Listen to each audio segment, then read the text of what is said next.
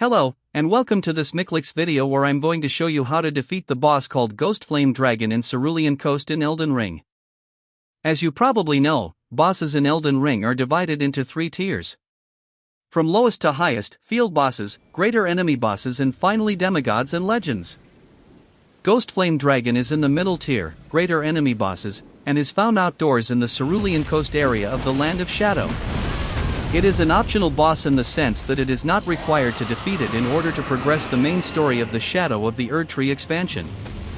So, another seemingly peaceful grassy field. Another beautiful day in the Land of Shadow. All is good, all is well. Or it would be, if it wasn't for the huge evil dragon making surprisingly imaginative and elaborate plans to make me its next meal. Or at least that's what I think dragons are generally doing, judging entirely by their actions. But maybe they're really not. Maybe, just maybe, they're actually trying to pick me up and carry me off to a land of fluffy pillows, rainbows and unicorns where I can dance and laugh and sing forever. But not only does that sound horrible, and if you don't think so, you clearly haven't heard my singing, it also seems to me that the dragons are biting way too hard if that's really what they're trying to do, so I'm sticking with believing they're just trying to have me for dinner, and not as a guest. At sight of the scaly monstrosity, I called in Black Knife Tish for some stabby goodness and distraction competences while I prepared my favorite dragon attitude readjustment tool, the Bolt of Gransax. Unfortunately, I wasn't wearing the talismans that boost its damage, and in the middle of all the excitement about being just about to adjust yet another dragon's attitude, I once again forgot to swap talismans, so I did the fight with the ones I use for exploring. I ended up doing the fight partially ranged and partially melee. Without the mentioned talismans, the Bolt of Gransax didn't do great damage, and I didn't have enough focus to keep nuking all the time, so when opportunity presented itself, I made big fat holes in the air with my katanas when the dragon moved away just as I was swinging. Good times and not at all frustrating. As if having a giant ghost flame breathing and very grumpy lizard to deal with wasn't bad enough, several undead warriors decided to join the fight, and of course they didn't side with me.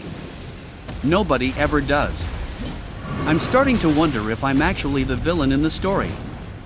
Everybody seems dead set on killing me, and surely, they wouldn't treat the hero like that? Well, unless they're wrong. Yes, that must be it. I'm obviously the hero, so they're obviously wrong. I love it when logic and not at all jumping to conclusions makes the truth the only possibility like that. But I digress. I was talking about the undead warriors. Yes, they obviously sided with the dragon. They're the annoying kind that are reluctant to stay dead unless you hit them again when they're down and glowing bluish. Or unless you kill them with holy damage, which is highly effective against them. I actually miss my old sword spear with sacred blade in these situations, but katanas are just more fun. And now for the usual boring details about my character. I play as a mostly dexterity build. My melee weapons are the Hand of Malenia and the Uchigatana with keen affinity. I was level 199 and Scadutree Blessing 10 when this video was recorded, which I think is reasonable for this boss. I'm always looking for the sweet spot where it's not mind-numbing easy mode, but also not so difficult that I will be stuck on the same boss for hours. Anyway, this is the end of this Ghostflame Dragon video. Thanks for watching. Check out the YouTube channel or Miklix.com for more videos. You could even consider being completely awesome by liking and subscribing. Until next time, have fun and happy gaming!